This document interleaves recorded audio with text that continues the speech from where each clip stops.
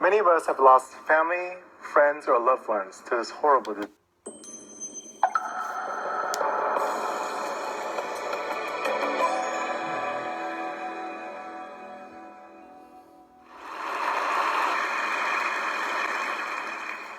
Cancer.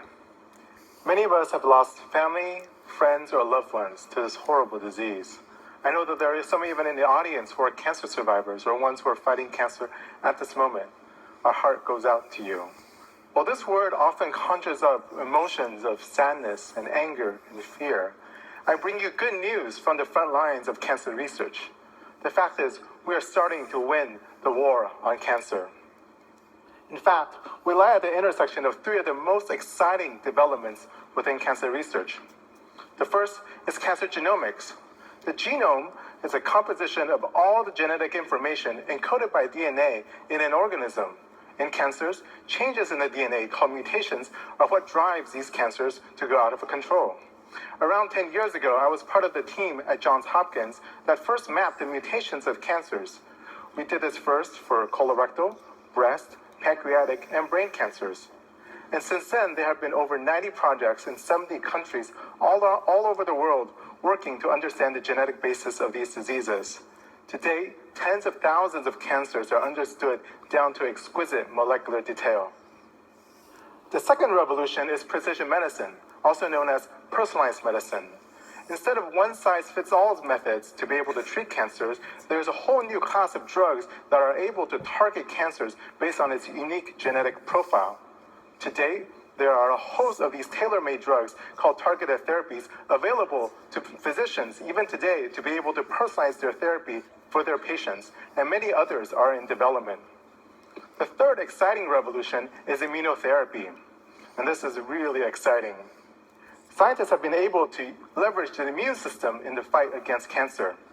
For example, there's been ways where we find the off switches of cancer, and new drugs have been able to turn the immune system back on to be able to fight cancer. In addition, there are ways where you can take away immune cells from the body, train them, engineer them, put them back into the body to fight cancer. Almost sounds like science fiction, doesn't it? While I was a researcher at the National Cancer Institute, I had the privilege of working with some of the pioneers of this field and watched the development firsthand. It's been pretty amazing. Today, over 600 clinical trials are open, actively recruiting patients to explore all aspects of immunotherapy. While these three exciting revolutions are ongoing, unfortunately, this is only the beginning, and there are still many, many challenges. Let me illustrate with a patient. Here's a patient with a skin cancer called melanoma. It's horrible. The cancer has gone everywhere. However, scientists were able to map the mutations of his cancer and be able to give a specific treatment that targets one of the mutations. And the result is almost miraculous. Almost tumors seems to melt away.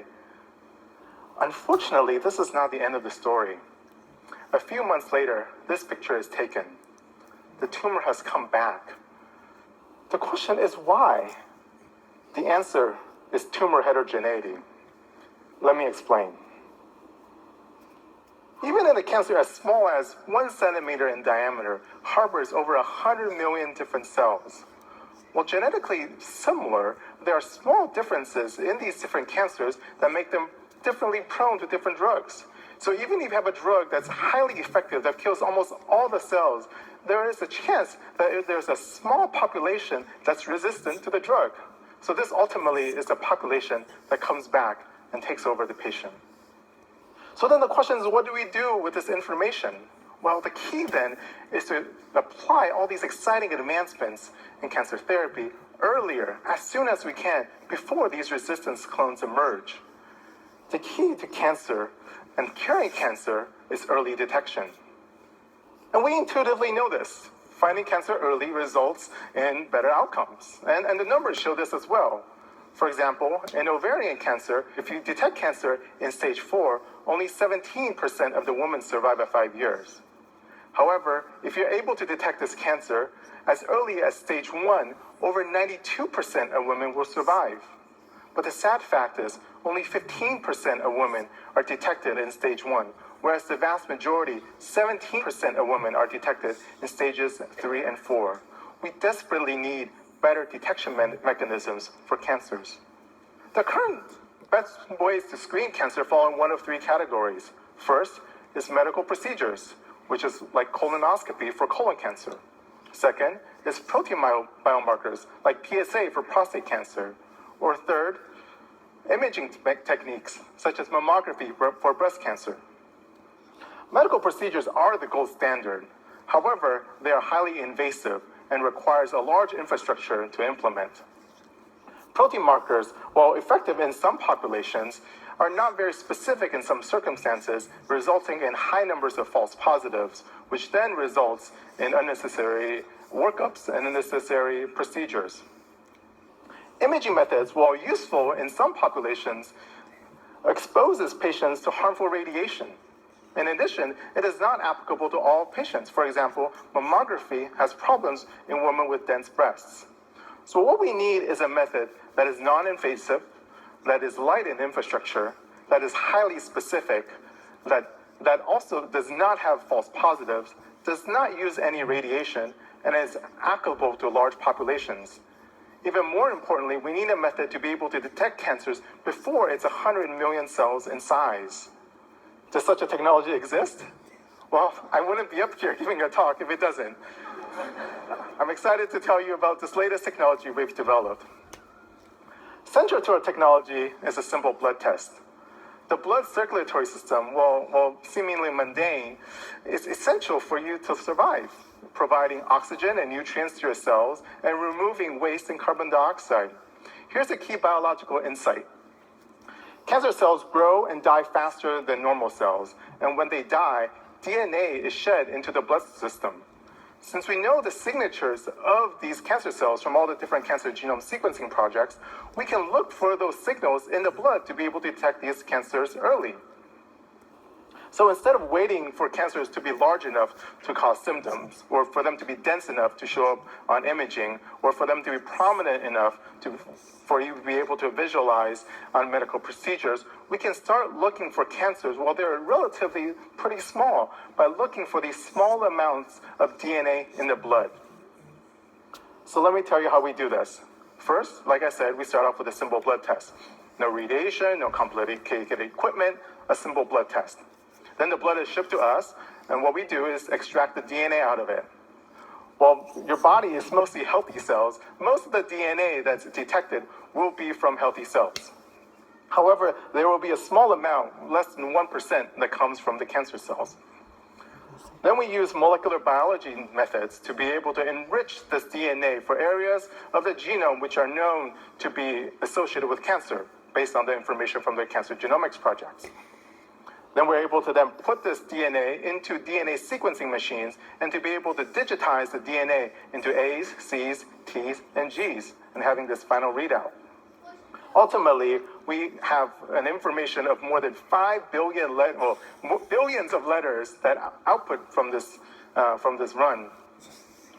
We then apply statistical and computational methods to be able to find the small signal that's present indicative of the small amount of cancer DNA in the blood. So does this actually work in patients?